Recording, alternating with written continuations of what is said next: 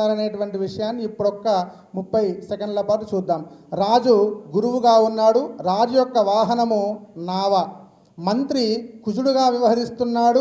సేనాధిపతి చంద్రుడు ఉన్నాడు.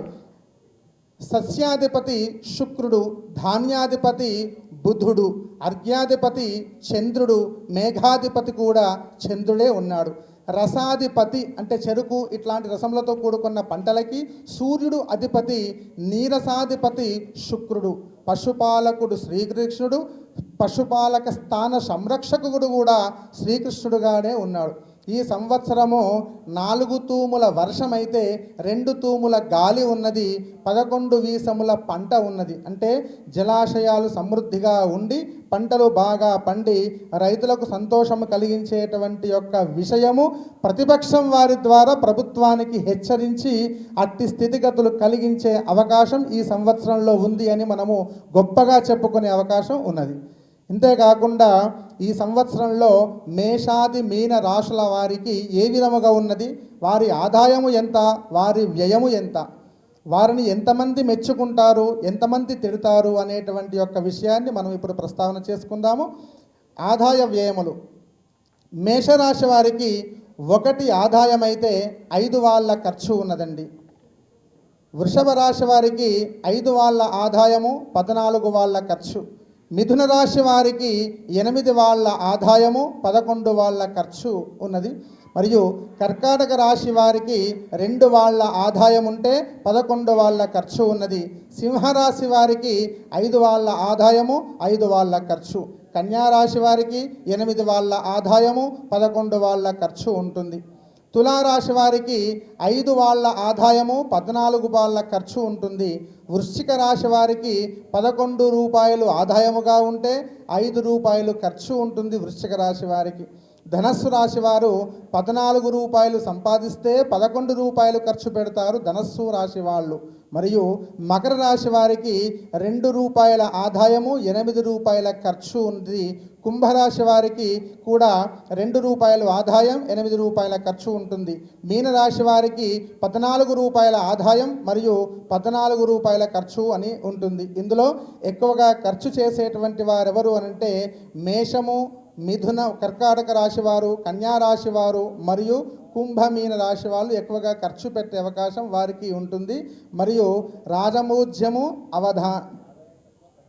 రాజపూజ్యము అవమానము ఏ విధంగా ఉంటుంది అనేది ఒకసారి చూద్దాము. మేషరాశి వారికి 2 మెచ్చుకుంటే 4 తిడతారండి. మేషరాశి వారిని మెచ్చుకునేవారు 2 అయితే వారిని అవమానము చేసేవారు 4 ఉంటారు. వృషభ రాశి వారికి 5 మెచ్చుకుంటే 4 మాత్రమే తిడతారు వృషభ రాశి వారికి. మిథున రాశి వారికి 1 మెచ్చుకుంటే తిట్టేవారు 7 ఉంటారు. కర్కాటక రాశి వారికి 4 మెచ్చుకుంటారు, 7 అవమానం చేస్తారు. సింహరాశి వారికి 7 మెచ్చుకుంటారు, 7 తిడతారు. కన్యారాశి వారికి 3 మెచ్చుకుంటారు, 3 తిడుతూ ఉంటారు. తులారాశి వారికి 7 మెచ్చుకుంటారు, తులారాశి వారిని 7 అవమానం చేస్తారు. వృశ్చిక రాశి వారికి కూడా అదే విధముగా 3 మెచ్చుకుంటారు, 3 తిడుతూ ఉంటారు. ధనస్సు రాశి వారికి రాజపూజ్యము 6, అవమానము 3.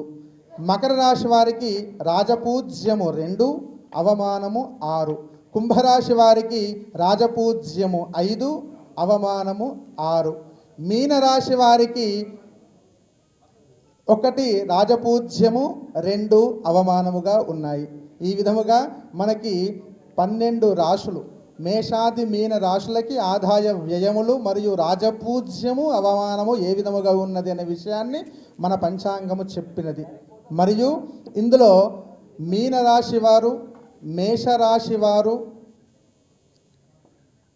సింహరాశి వారు, ధనస్సు రాశి వారు ఈ 4 రాశుల వారికి ఏల్నాటి శని, అష్టమ శని, అర్ధాష్టమ శని ప్రభావము ఎక్కువగా ఉన్నందున ఈ 4 రాశుల వారు సామాన్యంగా ఈ సంవత్సరమంతా హనుమంతుణ్ణి ఆరాధన చేసిన, హనుమాన్ చాలీసా పారాయణములు చేసిన వారికి మంచి ఫలములు కలుగుతాయి అని మనకు సూచిస్తుంది.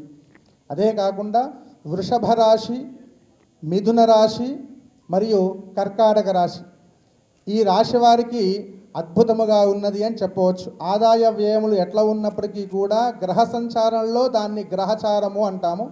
గ్రహచారము అంటే గ్రహములు సంచరించే చారాన్ని గ్రహచారం అంటాం. ఈ గ్రహచారంలో ఈ సంవత్సరము వృషభం, మిథునము, కర్కాటకము ఈ 3 రాశుల వారు అనుకున్నది సాధించగలిగే స్థాయిలో వారు గొప్ప ప్రయత్నము చేయగలరు, చేసి సాధించగలరు అని గురువు చెప్తున్నాడు. ఎందుకంటే ఈ ముగ్గురికి కూడా గురువు మంచి ఉచ్చ స్థానంలో ఉన్నాడు. ఇప్పుడు కర్కాటక రాశి వారికి శని బాధ పోయింది సంవత్సరంతో.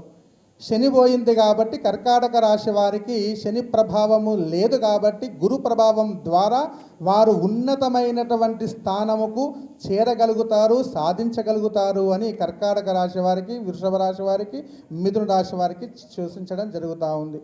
ఇక కన్యా రాశి, వృశ్చిక రాశి, మకరం, కుంభంలకి శని ప్రభావము మధ్యమంగా ఉన్నప్పటికీ, గురు ప్రభావం కూడా మధ్యమంగా ఉన్నప్పటికీ కూడా వీరికి మిశ్రమమైనటువంటి ఫలితాలు వస్తాయి అని చెప్తా ఉన్నది.